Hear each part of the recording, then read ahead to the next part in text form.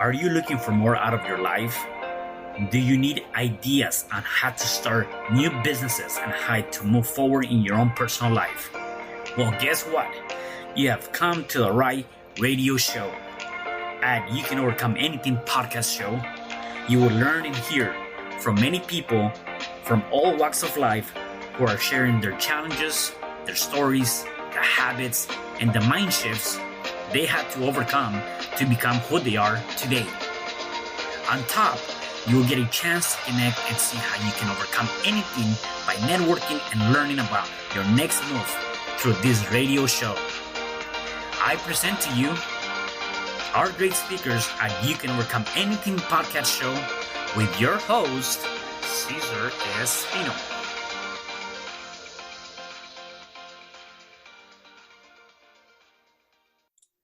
Hello there and welcome back. It is your host, Cesar Espino at You Can Overcome Anything podcast show. And today I have a special guest and her name is Myla Sweet. How are you? Hi, I'm Myla Sweet. Thank you so much for having me, Cesar. You're very welcome. I'm so glad to have you here today and cannot wait to get to know you and get to hear more things that you can share with our audience. Yes, that is amazing. It's honestly a dream come true. I didn't realize I had this dream until I'm here right now. I'm like, oh, this is amazing. Yeah, it's funny. You're on the other side of the table right today, so which is pretty awesome. You normally have people on your show getting interviewed by you, and right now we're gonna flip that around. So that should be pretty exciting. Yes, it is. I'm in the hot seat, so please be graceful, people, with me. Okay, don't go too harsh on me. Yeah, definitely. So let me give the listeners a little bit of your background so they can get to know you. You are a real estate agent licensed in the state of Oregon. You are a homeschool mom of 3 kids, and you created the course for parents, Homeschool from the Heart. And you are also a podcaster. That's pretty awesome. So I definitely want to know about all of those journeys. But before we get to that, I want to know about you and your background. And let's tap into your history. Where were you born originally? And then how was it growing up as a kid?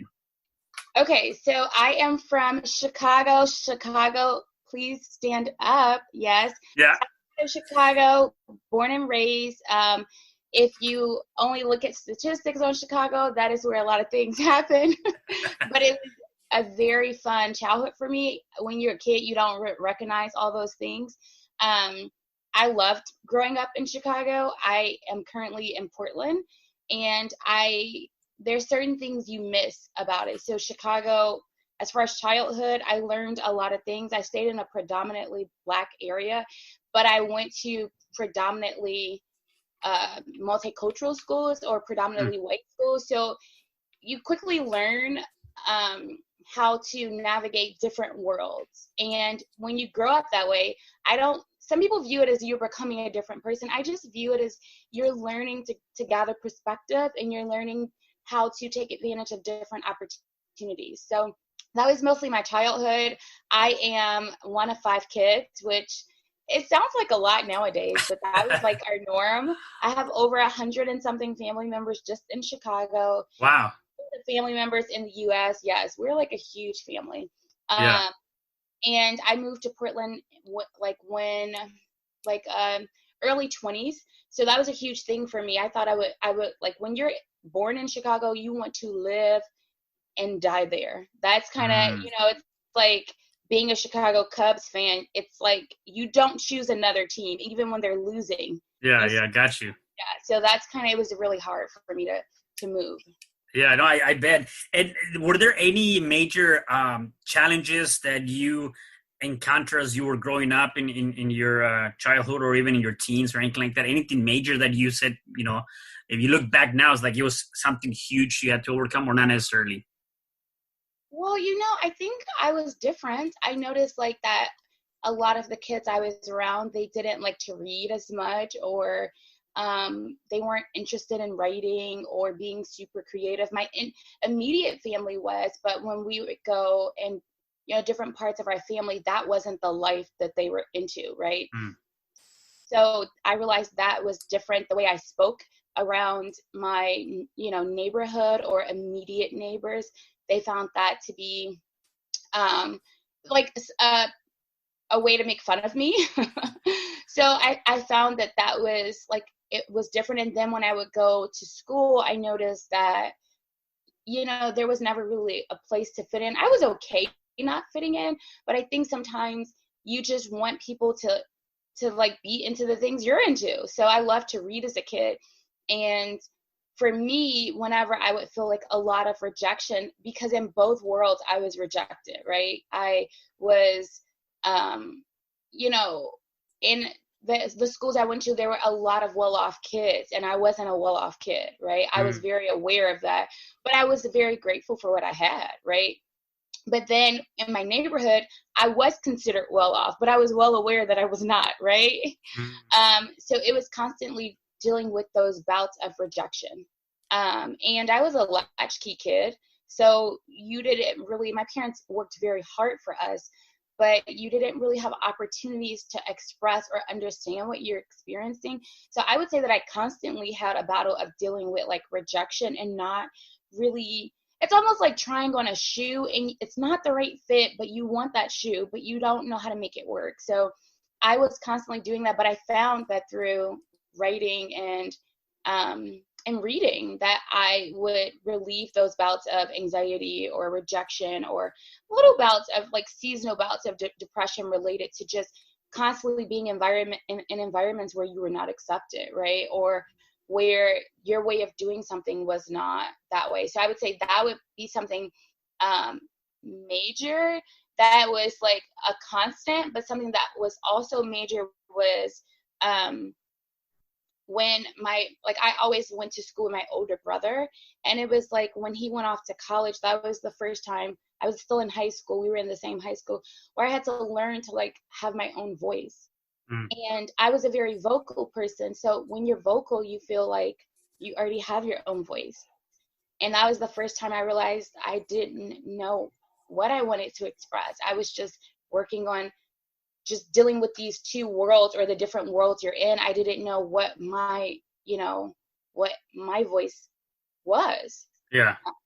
Yeah, and I think even now, I mean, when you think about it, whether you're in your younger years or even as an adult, we often see a lot of that rejection or even not being able to speak your voice or really express yourself in multiple different ways, right? And I think that that's one thing that it will keep us from our true potential, and even so, just kind of moving forward or doing things in our lives, right? Because we constantly get the rejection. We constantly don't have the ability to speak up or give our opinion, right? And so the fact that you were able to find something, whether it was reading in this case, right, to help you through that, what are some other things that you can probably, mention to people that might be going through something similar where they constantly see that rejection, whether it's at work, whether it's, maybe even to that extent, it also becomes the bullying, right? And there's definitely bullying in schools. There's also bullying in work or different aspects of that. And not having that voice, like what other advice would you give? Well, I think the biggest key that I learned from all of this is, I would say if I bullet pointed it, it would be my younger self understood what my adult self knew and needed to know. So as a kid, I felt like I didn't know that writing or journaling or reading had really any therapeutic value at all. Just as a kid, I knew I'm stressed. I don't feel stressed when I read. I'm scared. I don't feel scared when I'm writing. I'm I feel less than. I feel empowered when I journal. And so it became this cycle of me just trying to relieve those emotions. So I think if there's something that is healthy for you, right? There are dangerous things, like I would feel good, when I ate something super fatty and salty. I'm saying remove that, but really think about like those instincts. And so I learned to trust that younger version of myself, because when you are constantly devalued, you assume that is the only position you can be in, is to be less than or devalue. But at some point you have to change the story. And through my journaling and reading, I began to get new ideas in and then new ideas out, so that it was like a filtering system for me. I didn't value that until I actually just discovered this a couple of weeks ago. I was like, wait a minute, what have I been doing all my life that's really helped me? Reading, writing, reflecting, repeating. So I would say if there's something you do like drawing, you know, I know some people play an instrument, spend time doing that. That is something that to me that is a lifeline. That's very important. And even now, reading, writing, journaling are part of my daily habits. And if I go too long without it, it actually feels like, I mean, I feel very naked. So I feel like it's something that can make you feel like you have access to control it. I think the second part, and this goes more to reading, is get perspective. Because if you are not seeing yourself, I always try to look at myself as a dot in the middle of a circle, and you just want to walk all the way around that. So instead of me just assuming that the rejection is to hurt me or to tear me down, I start to say, well, is it true? And I walk around it all the way. And then I work on, if it's true, what was true about it? And can I change it? And if so, when? So then I kind of schedule changes. Like even on my podcast, I get a lot of great feedback and I get a lot of, hey, you need to work on this, you need to work on that. But you can't always implement it right away. So be patient with yourself. Then the other part is, I call it take the trash out on Wednesday, meaning if it's not true or if it's not beneficial or it doesn't edify you, like think of you as a seed and it's not going to grow that seed and it's a weed that's going to steal moisture from you. Maybe you're not mature enough to handle that concept yet. Sometimes we have to grow into things. Then I just empty it with the trash on Wednesday. I put it in the trash, I take it out and I leave it there. And if it's good for you, you're going to hear it again, right? It's not going to be the only time. And someone that may be a better teacher or a master at that is going to come and tell you. So I think the biggest thing is to look at rejection as a feedback tunnel, right? You're going to just filter out if it's true or not, and then what to do with it. And I make it less personal. And I think the third thing is give yourself some good truth about yourself. So something we do as a family is we spend every day, you know, let's just say that every day that's our goal, but let's say realistically it's 5 times a week where we say something we like about ourselves and we say something we like about other people, and we start our day that way. And that really helps you to like remember, even if you're annoyed with your sibling or your friend or whatever, but you start there, it'll change the story. So I think giving yourself access to be honest is like really the foundation. And I found this pattern through my journaling where I would see, oh, you're really mad this day. And I would read that. And then, you know, a week later, you seem less mad. And then 2 weeks later, you're like on to something else. And I noticed, oh, I have a pattern of getting over this. So just allow yourself to do that. Like you don't have to hold on to it, right? Right. And those things are not true about you. And some things are true. Like I have a big head. It's not going to change. And I'm not going to get surgery for it. I just have to lean into that and use, like, is that a benefit? I'm not sure, right? Maybe I have more brain power. I don't know. That's probably what it is, right? Accept it and just say you're good, right? I mean, no, that's awesome. Because I can't do anything about it. But here's the thing that I think that's really important that we actually don't learn until we're adults is if you're younger or you have access to teaching someone this when they're young, do so and practice it yourself. Is you actually have to learn to feel good about yourself by yourself without no outside input. And so that journaling process, I didn't know that at the time. I was too young to understand that. But that was a tool of me learning to feel better about myself on my own. I was funneling out, and each rep made me stronger and more confident in who I was. And even now I get tons of rejection, but I'm able to filter it and just say, okay, that is helpful. You didn't mean that, or you definitely meant that. Maybe you're not the best fit in being close vicinity to me until you work through that. Because, you know, people that are hurt, they don't have the tools to really help you, right? Imagine a surgeon that just got out of surgery. He really isn't much of a good surgeon at that point. He has to heal first. Yeah. So that's kind of like, I think that would be most helpful is learn to feel good about yourself without social media, without other people, because then you will respect the feedback as feedback, not as self-esteem for you. Yeah, no, I love that. There's actually a couple of things that I want to just reinforce, and for our listeners and viewers, if you didn't write this down, definitely do it. I love the fact that reading, you know, try to embrace that or embody that reading, the writing, the reflecting, the journaling, all of that. Those are actually really good tips.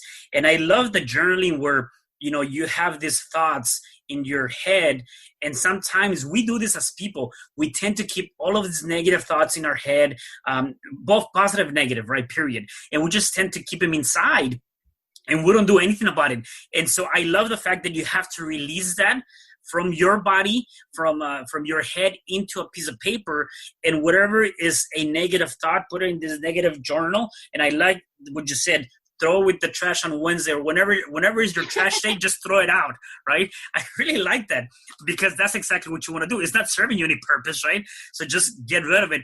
I heard other people, they'll do like a negative journal or whatever, it doesn't serve them, and then they'll burn that at the end of the week or whatever the case may be. Ooh. Yeah. So again, there's different practices, and definitely I love, throw with the trash. Definitely love that. But again, it goes back to that, right? You definitely want to be able to do that. So if you didn't pay attention, make sure you tap into that and utilize that, because that's definitely really, really good. So those are really good tips. Now, the other thing you were talking about too is when we talk about the people, or I want to get your opinion on this, right? How critical is it to have people that might be in a better state of mind, like the average five, what they consider to be the average five? What is your take on that? So, okay, at first I didn't believe that, right? Because I saw myself overcome that when I was not in that environment. I was never in an environment of acceptance, right? Then I kind of believed it a little bit, because I thought, well, why don't I just try to be around people that want to win? Maybe they don't win, right? But they at least just want to win, right? And so that kind of fueled me a little bit. Now with social media, because I haven't been on social media for years, like 8+ years, right? I'm just on social media for the last 4, I don't know, weeks, 6 weeks, whatever, sometime around COVID, right? Mm-hmm. And I've been networking with people that all want to win and that are winning. It's like my mind has multiplied. My belief has multiplied. My confidence, which I wasn't trying to be more confident, has multiplied. My response to failure, I feel like I have a stronger rep. Like, I definitely naturally just will be like, oh, okay, I failed at that. What do I need to do? But I feel more like, oh, I love that you're telling me that sucks, because now I can do something about it. Like, I wouldn't have known that. And it really is empowering. And before, I will say, I want to say 2 things is, it's okay if you don't have that, right? Some people just don't have that, right? When I didn't have physical or actual voices or people to connect with, I found it in books. I read and read and read to learn to figure out that something that I'm feeling inside exists. And so that was super helpful for me. If you can't connect with someone, or you're not sure how to network, or you're just not even there, right? Read it in a book or a podcast. That in itself to me is super motivational and stretching your mind and just trying to understand.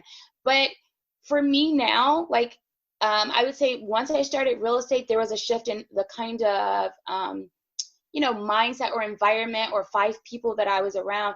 And that kind of was like a rocket ship. It'll propel you forward, because it's go, go, go, go, go. And you'll see things happen so fast that you'll be like, whoa, I didn't know it could happen that fast. I thought that would take me a year or 6 months. You're like, it only took a month, or it only took 2 weeks. You're like, you start to see, and it creates a new pattern of belief for you, right?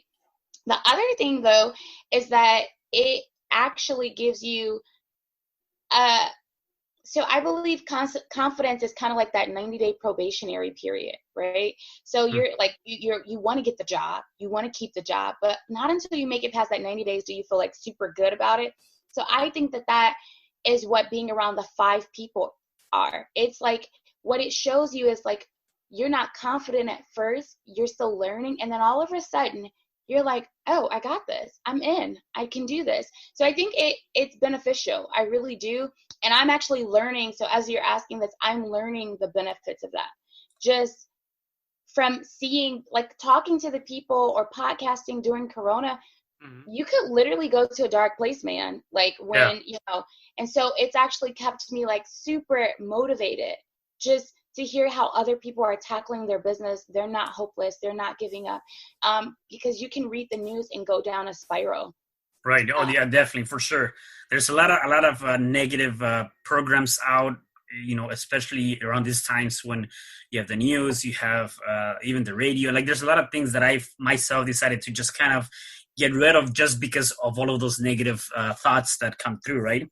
Um, Talking about your real estate, like, did you ever had the idea of becoming a real estate agent, or how did that come into play? I want to know that. It was like on a whim, which sounds horrible to say, but I do a lot of things on a whim, right? Okay. That's kind of what I'm starting to learn to trust myself, because I think sometimes we make the pattern to success or the road to success so complicated. But as you learn to trust yourself, your instincts. So one of my friends was in real estate, and she just kept reporting back to me like, you would be really good at this. Every time I do this, I think of you. My client did this. That's something, and I responded. The way I responded was like this. And she just kept hammering it into me. And then she was like, hey, why don't you get your license? And I literally had just had my third kid. So I was like, no, like I just had surgery. No. Right. And then I just decided, I was like, you know what? So what I did was I researched like I've already always been on the path of how to build wealth for my family, because when you grow up and you experience certain, lack, or just you see how money is dealt with, and you realize that if I could provide more wealth, or even if it's just more opportunities that you can overcome. So I already knew that real estate was part of that, but I didn't really think of getting my license. So when I looked up how to become wealthy, is you own like two of the top things are wealth building through real estate and through entrepreneurship. And that was both. So at first I was just getting my license to build my own portfolio. And that was really where I was going. And then I started interviewing at agencies, and I fell in love with all the possibilities and with all the flexibility, because I was already homeschooling. And I thought, whoa, maybe I'm short selling myself. Get it? Short selling. So yeah, short selling. Yeah, definitely. So I was like, maybe I'm short selling myself. So I just went with it. I interviewed at agencies. I went with it. And to be honest, for me, every personality is different, right? We all have different instincts, and we have to respect that. But for me, it was just step by step, learning and making a one decision. And then I think my driving force was that I was thinking in my head, I just keep having images of people getting to their 60s and 70s and them not knowing that small decisions destroyed their wealth, not having the tools. And so for me, I thought, I would love to share these tools with them to help them know that this remodel is maybe not the best way to spend your money if you only have this much, right? Maybe we can find other ways to make you feel like you have a remodel. So that was fascinating for me, or just giving them, advice on who's the right lender to work with and for your scenario. So that's kind of where the dreaming started for me. But it really was like, I started homeschooling on a whim, right? It was a total accident. Yeah. So it wasn't well thought out. I would love to tell you everything I do is super well thought out, but it really isn't. It's just, I am curious, and I learn and I discover, and I just allow that to happen. Yeah. And one thing that's good about that, though, is like, even if it just happens, out of the nowhere, right? The fact that you stepped into that, and then you start, again, like you said, you kind of start studying, you're educating yourself, you're learning the ins and the outs.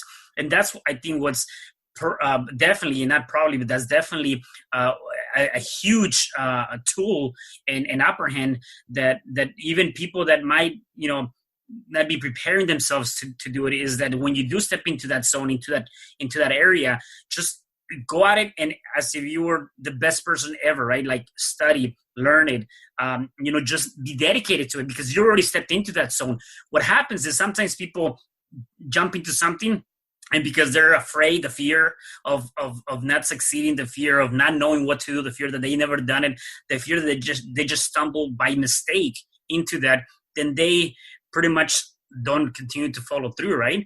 And so I think, like you stepped into that, which is pretty awesome. Now, I know for a fact that me as an entrepreneur, that's not an easy thing to do. Like, it's not easy to step into being an agent or coming up with your own courses or doing any of that stuff, right? I know it's not.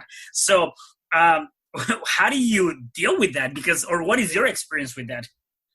Well, I would tell you that usually I step into something I get super excited and curious, and then I learn about it. I'm like, oh, that's a lot of work. But then I'm just encouraging people to understand how they operate.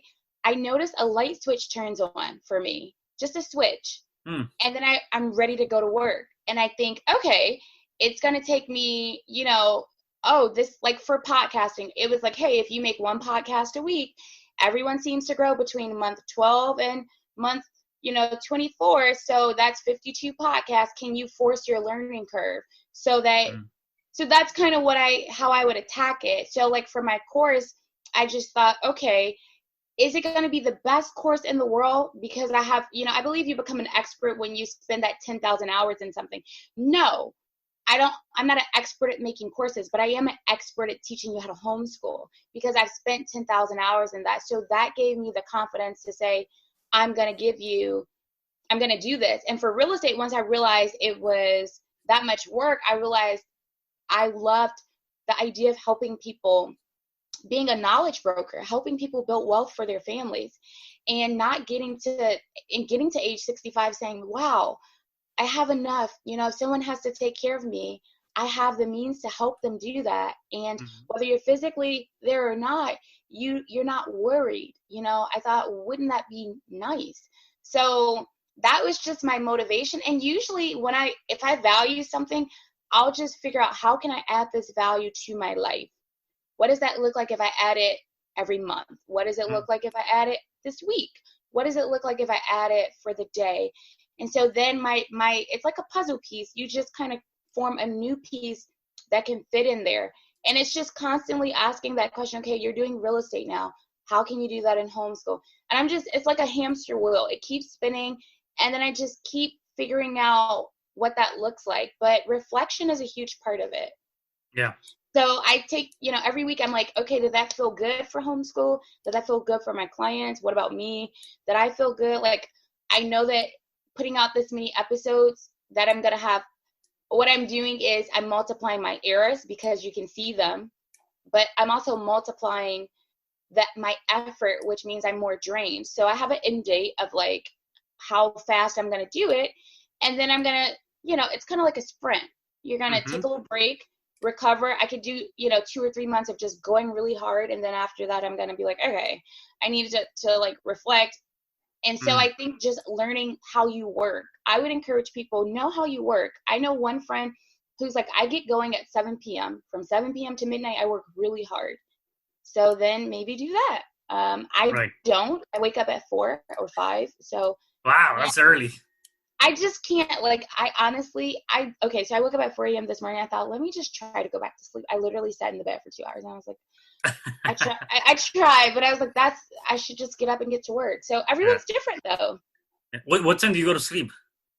Like 10:30. So that's kind of your time. Yeah.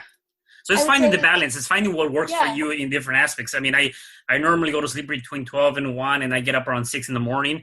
And that's good. I'm not a morning person. So even sometimes 6 or even 6:30 or 7 is like, I'm hurting. Yet I said, I'm going to do it though. But you know what? Two things to that I'm going to say that I like. Based on what you were talking about, I always talk about you have to review, rehearse, and revise. Right? Whatever it is that you're doing, review, rehearse, and revise. Right? And just keep doing it and doing it and doing that, because whatever you're putting out is not perfect. And you talked about, my course is not the best, and maybe that is, is not the best course it is. Yet, I heard this from my mentor, which makes perfect sense. It's like the software company or a lot of them, like if you look at Microsoft, or you look at, the different iPhones, they put out crap 1.0, and then before you know, they put out crap 2.0, or in other words, Windows 98, Windows 2000, right? So when you look at it from that perspective, it's never going to be right. Put something out. Don't be afraid to be perfect, because you're never going to reach that perfection level. I don't think you do. You're going to reach a point where you feel comfortable with something and then put out crap 2.0, whatever that might be, right? Because you're going to continue to enhance it. You're going to continue to grow. You're going to continue to really expand on that. So anyways, I love that. Put out better content and just continue to put something out, So, so that's good. So talk about your course, like for the parents, homeschool from the heart. What is that all about? Okay, so just to clarify, it's strictly for parents. It's not for kids. Okay. And even though it's called Homeschool from the Heart, it's really a parenting course that gives you the mental mindset to have fortitude to give your kids life skills, right? Mm. So there's a guy named Donald Miller. He is the maker of Story Brand, and basically it teaches you how to have clarity with your marketing. And so his idea is that all marketing should be a story. The story is basically that your customer or client is the hero of the story. You're providing them the opportunity to see what their issue is or what pain is, and then you're guiding them to the solution. And then at the end of the solution, they're the hero, not us. That's how we should parent. What kid wouldn't want to put on a cape, right?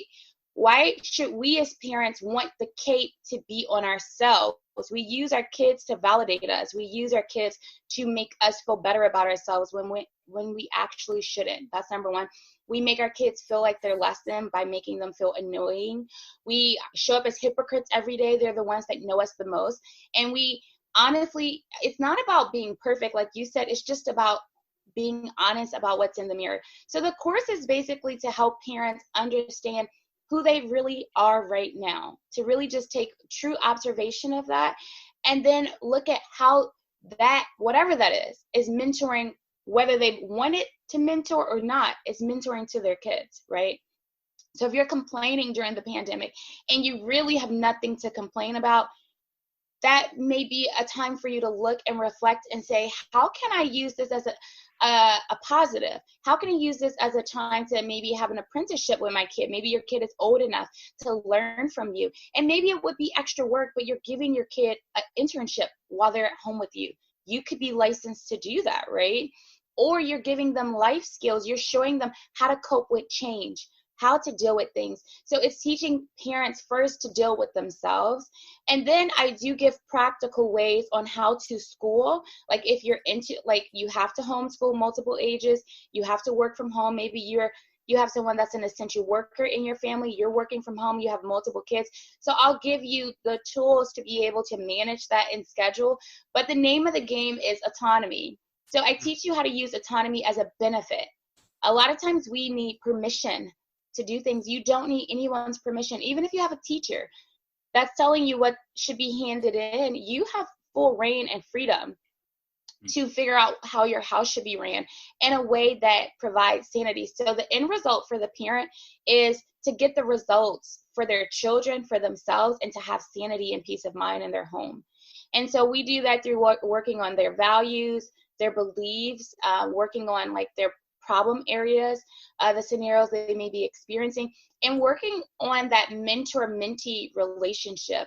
As a parent, I don't have to always be right. I love when my kids call me out in a respectful manner. I love that accountability because we sometimes think as parents we have to know it all, and oh my gosh, what if they don't know, and they're asking me something that I don't know if we should talk about. It's all just, think of it as you're teaching your kid to put that cape on. Once they get that cape on, they never want to take it off. They always want to have the responsibility of being a hero or a heroine. They want that. And you won't have to nag them to get things on or get their chores done or finish their work, because they will connect their identity to being a hero. Yeah. I mean, who doesn't want that, right? Yeah, no, that's awesome. So that's really what the course is. And I mean, I think that it's a parenting course. I use the word homeschool because, everyone's homeschooling. And, but it really is to help parents realize you have an awesome job. And this is actually, there's benefits to actually being a mentor. So you actually become a better communicator. You become more sure of yourself. You learn how to manage and guide people. You actually sharpen your skills. And there's benefits for your actual job and income as you mentor your kids at home, whether you're doing it forever or accidentally or whatever, it doesn't matter. But this way of thinking could really be super beneficial for your kid. And at the end of the day, we all want our kids to do well and to have skills now that prepare them for life. Like, I love that you said that you have been working since you're 4. That has actually prepared you for right now. Yeah. Yeah, and you know what? The other thing too with that is that again, I love the fact that this is for parents, because even when you go through something like what we're going through right now, and even if it wasn't this, yet you're spending the weekends or the afternoons with the kids, a lot of times we forget to be, we have the label of a parent, mom or dad, yet we forget to really be that mentor or that teacher. And we feel like, no, well, you went to school to get, so they can teach you whatever that might be.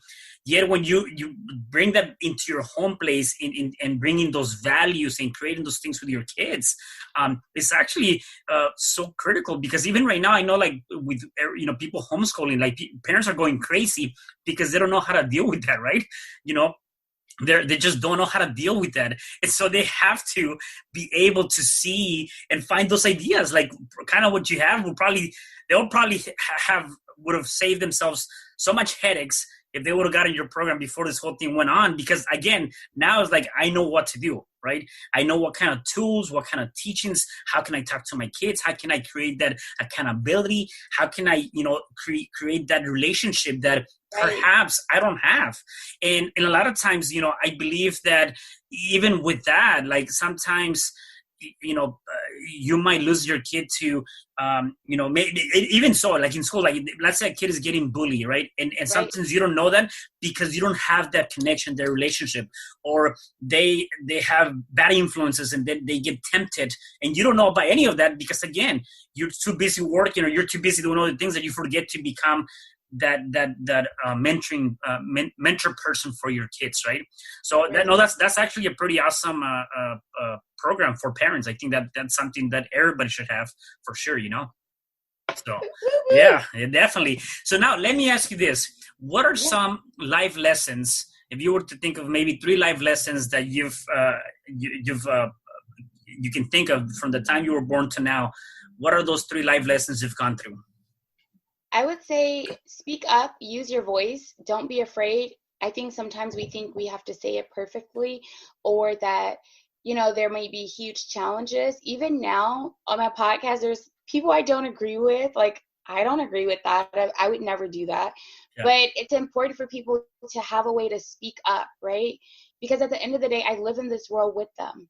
Yeah. And if they're not able to express themselves, or I'm not able to express myself, it becomes it will spiral out of control. You'll really end up doing something you don't want to. You'll end up somewhere where you don't realize you're going to be.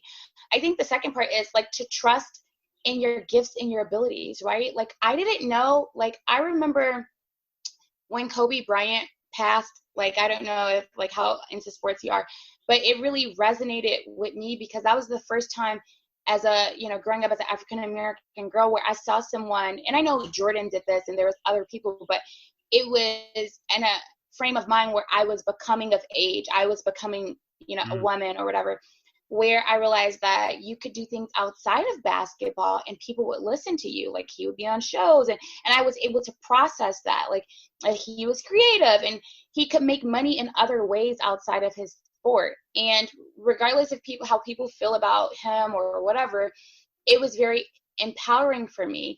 And then I think the other part was, so I didn't trust that as a kid. As an adult, I started to believe that was possible, that you can make, money or monetize just being yourself and your gifts and your talents and what you're truly interested in. So I would encourage people right now to really figure out what that is. It's not usually uncovering something new, I don't think. Sometimes I think it's just remembering, like, something old that you used to like, or that was really, inspiring or empowering to you. Like, I always liked writing, right? And not until I, like, realized that you wrote a book, where I was like, that would be so amazing. And that's a change. That's how changing your environment, being around, see, you can overcome anything, right? Yes. Like, I just think that that's really important, because you forget about that until you see lots of people doing that, and you're like, oh, I want some of that to rub off on me. Yes. Yeah.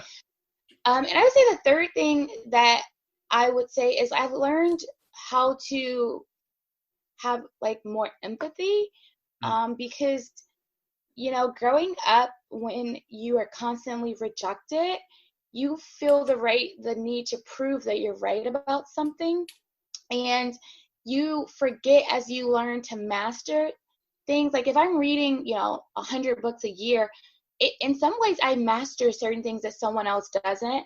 And so you have to have empathy when people are weaker than you, and not be in a place that you want to beat your chest and make them look less than because maybe they rejected you.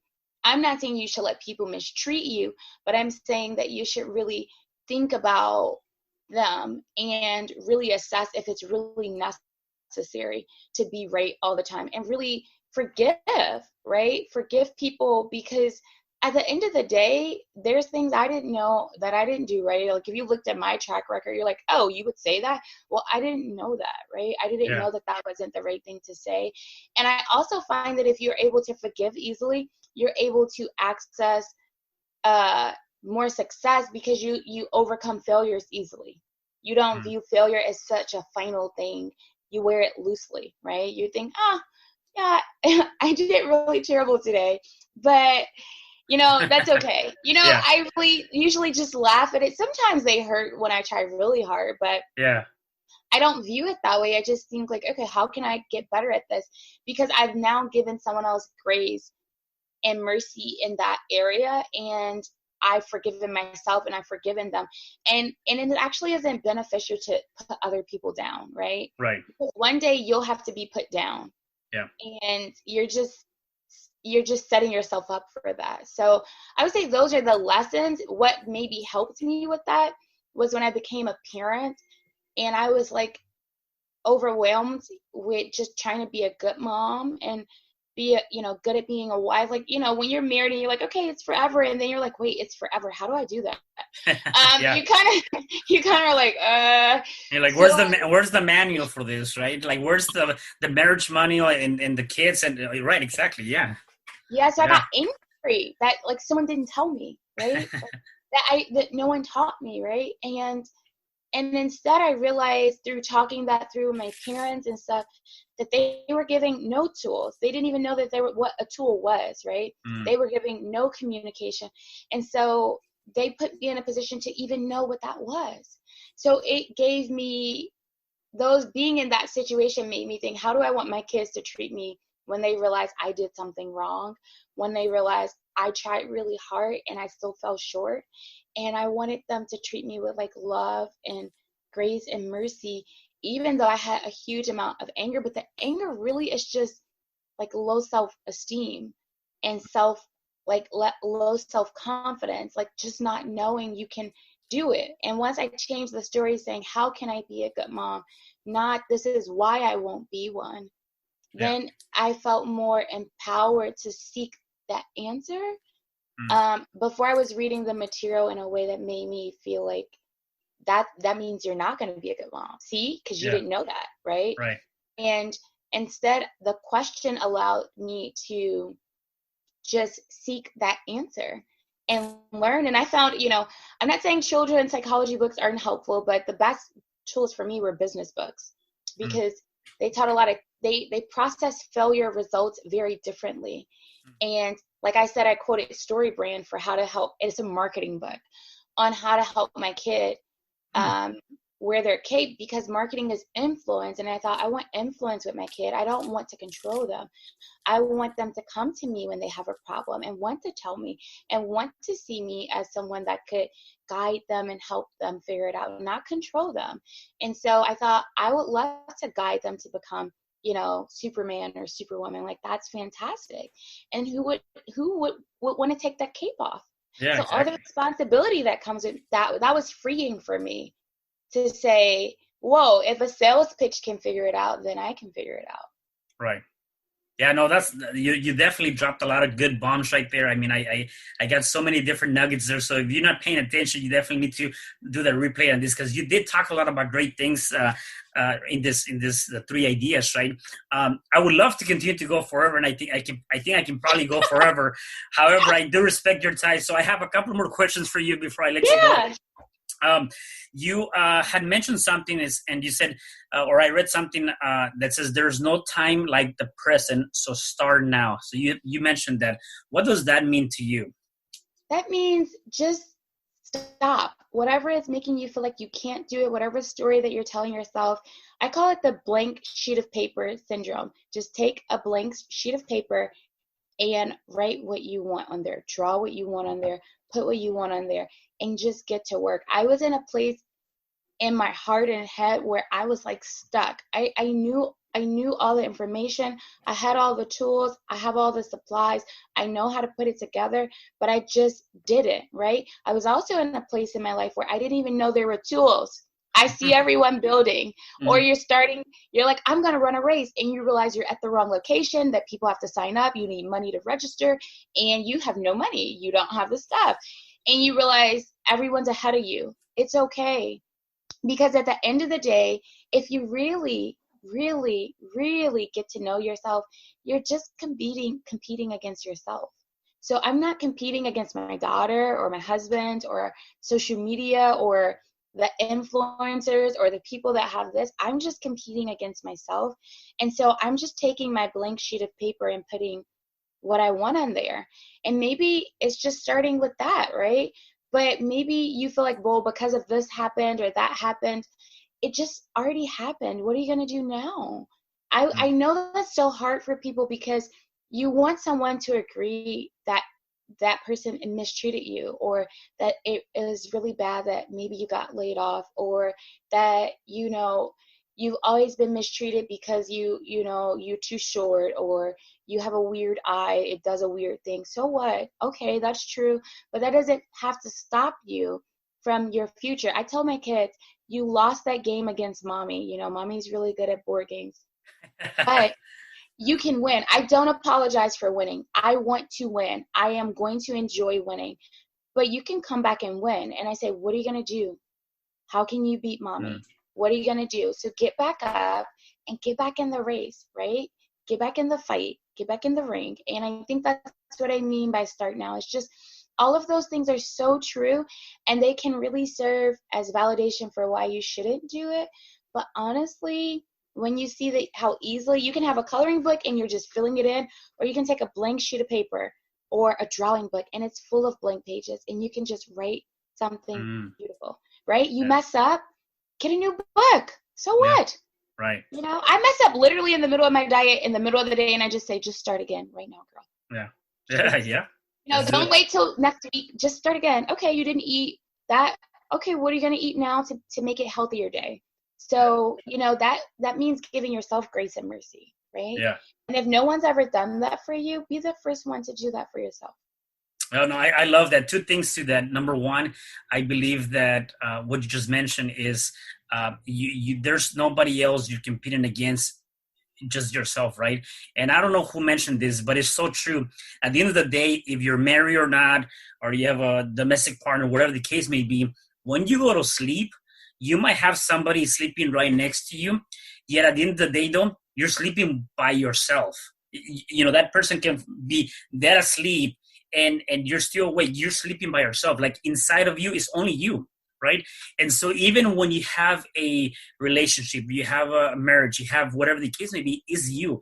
And I always say, the person you have to impress is when you wake up in the morning and you look at that mirror and you say, you know what, you're my competition. I actually do something every day before I go to sleep and every day when I wake up. And it was hard, believe me, it was really hard doing this to begin with. But now I'm good at it. I look at myself in the mirror and I do three things. Number one, I said, Cesar Espino, I love you. Cesar Espino, I thank you. And Cesar Espino, I appreciate you. Because sometimes we're waiting for somebody else's appreciation or that love. Like, do it to yourself. Like, look at yourself in the mirror and just do it. Now, I'm telling you, it is weird doing that at the beginning. You look at yourself in the mirror, I'm like, what do what kind of crap are you telling yourself, right? Except it is powerful because, man, I'll smile and I'm like, yep, you got this, kind of thing. So anyways, I think that's very powerful. And I already forgot my second point. But nevertheless, it's so good. It'll come back to me in a second. Where can people find you if people wanted to connect with you? Okay, so I am really old soul inside. The best way to find me is to email me if you really need me and you want to connect, which is Myla, MYLA @mylasweet.com. And that's sweet, like SWEET, sweet tea or coffee. But you can find me on social media, which is Myla Sweet. You can find my Myla Sweet podcast on all the podcast platforms. And you can buy the course at mylasweet.thinkific.com. And if that's too complicated, just send me an email. Yeah. Please don't send me a Facebook message right now, because I'm not on there enough. Yeah. So if you really need to get in contact with me, that's the best way. You can also just search my name, and like my real estate information will come up if you need something of that sort. But yeah, that's the best way, because I respond really quickly to that. Awesome. All right. And then you've given us a lot of great tips. So let's see if you can give us one more. If somebody's going through some sort of challenge right now, whatever the challenge may be, what would be your advice so they can overcome that challenge? I would say, I love this analogy. This is what works for me. There's two that work for me. Sometimes I imagine I'm in a cave when I wake up in the morning, and that the only way to get out the cave is to kill a bear or whatever's in my way. And so I have to get up and I have to take care of it. That's the only way I'm going to survive. So that might be too harsh for some people that like really need a hug or a cuddle, because I'm very intense. Sometimes that's what's going to get me out and kill my workout, and just tackle the day. I like to think of it as a light switch. A lot of times for lights or a faucet switch, we just expect it to come on, right? So if there's anything in your life that you expect to come on, you really want to automate your response to challenge like that.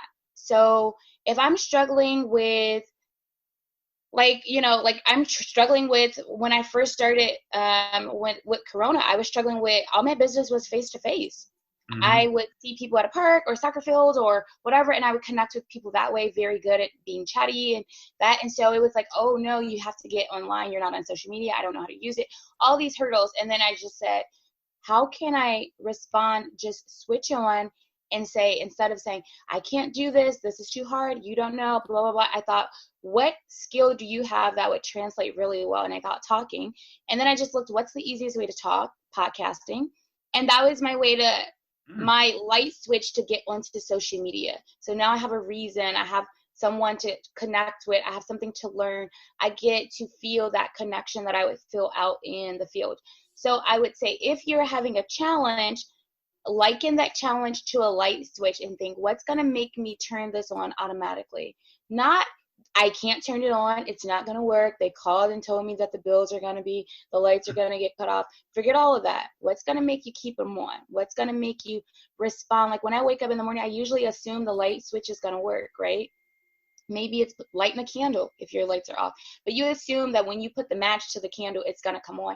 How can you automate that? What's going to be an incentive for you? And I really think when you understand yourself, like I have a friend who says that she's lazy. I don't say that, she says that. And she wanted to learn how to budget. So I was like, hey, just use cash. And she was like, well, I don't do lists. I don't do any of these things. I said, you're lazy. Just use cash. I won't give you a list. You won't have to coupon. You don't have to digitize anything. Just do what you normally do, but leave $200 in the car. I was like, but you can go back and get it anytime. Just don't take the $200 in. She saved $900 her first month grocery shopping. Wow.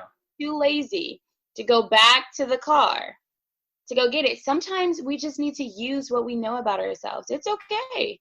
If you know you like ice cream, put it in the shed or something. You know what I mean? Like, just make it a little bit harder for you to get distracted so that you can turn on that switch. So I would just say, figure out what would be the right incentive. So for me, the right incentive for social media wasn't, marketing or money. It was more just like connecting with someone. And so that's how I used it to be able to keep moving forward. And I think we can all attack our challenges that way. So if it's mental, I would say you have to work out your brain though. And the best food for brain is reading, writing, doing something creative, and reflecting. One tip before we go is, if you reflect for 10 days, it can increase your results. Just reflecting, just thinking about what you're doing, by 23%. Now, another statistic is 20% of all of our efforts drive 80% of our results. So if in 10 days you reflect, you can increase what your efforts by or results by 23%, and if it was the right 20%, you can get an 80% return on those efforts. And that's it. I mean, how many 10-day cycles do we have in a year? You have lots of time just sitting and thinking about what you're doing, why you're doing it. So I would say, if you don't know, the first thing I do is think about it. Not put a period at it, put a question. Why? How? Why do I feel like that? Why is this a challenge for me? Not, this is a challenge, period. The brain loves to solve things that end with a question mark. So let yourself solve it. And with objectivity, like don't try to create the solution or assume the solution. Allow yourself to discover the solution. And I think that like I wouldn't have assumed that it was podcasting. I just tried to solve it with a question. Yeah, I know. I love that. Definitely focus on what you want instead of what you don't want, and have the right programs going into your head instead of the negative programs. So no, that's awesome. Myla, I really have had a really great time with you today. Thank you so much for giving us so much value. Before I let you go, anything else before I let you go? I think I want to encourage people to believe that like tomorrow can be better. You know, I think I want to, so for every negative thought, it takes 17 positive or hopeful thoughts to get you back at 0. And I just want to encourage people to seek out those things that are good or that are true, because we're not always getting access to what's true, right? We don't get access to all information at once. And I also want to encourage people to put the right boundaries to protect themselves. You're worth protecting. You're valuable. So don't just allow anyone access to your time. Your attention is the most valuable asset in the world. So if you have someone's attention, value that. If you are giving your attention to something, pay attention to that, because your thoughts, predict your emotions and then your behavior, and you'll end up somewhere that you don't realize that you're going, and you probably don't want to be there. So right now, all the time we have that's slowing things down, take advantage of that and build something beautiful. Next year, you could be looking at this and thinking, I'm so glad I did that. Not, I can't believe this happened. That's one story I can tell myself. But you can also tell yourself, I'm so glad I put my head down, I was super focused, and I made something beautiful happen for me, my friends, my family, my mom, whomever, right? So just don't, if we're looking for someone to be the solution, we can actually provide that for our neighborhood, for our community. And I think it is a impact, right? I think small businesses are gonna be what pull us out of this. That's just my opinion. Yeah. So and that starts with one person. That's a small business owner, That's it. right? That's it. Yeah, definitely. Myla, thank you so much for being here at the show today. I really appreciate it. This was amazing. I honestly feel like my nerves, like I was like, am I gonna be sweating profusely? So I wasn't sweating, guys. That's awesome. This is amazing. Thank you so much, Cesar. Awesome. Thank you so much. And for the rest of you guys, please make sure you like, subscribe, check us out at all platforms on our podcast. And please make sure you come here and you drop some comments. I want to hear your feedback. Definitely looking forward to reading those comments. So please make sure you come back and do that. Share with everybody. Till next time, have a wonderful day and enjoy the rest of your evening. Bye. Hi, I'm Cesar Espino, real estate investor, business coach, and consultant, and author of the book, You Can Overcome Anything, Even When the World Says No. My number is 424-501-6046. In my book, I talk about making the necessary changes to shift your mind for prosperity and certainty. Pick up your copy at Amazon. I also love helping families with their real estate and can purchase your house fast and all cash. Follow me on Instagram, Facebook, and LinkedIn. My number is 424-501-6046. Thank you for having me today. I am so glad you tuned in to this podcast. You can find me at Spreaker.com, where you can like and subscribe. And to learn more about myself and my services, you can find me at www.CesarRespino.com, or you can also find me at Facebook under Cesar R. Espino. Once again, thanks for joining me. I am looking forward to having you at the next episode, and know that you truly can overcome anything.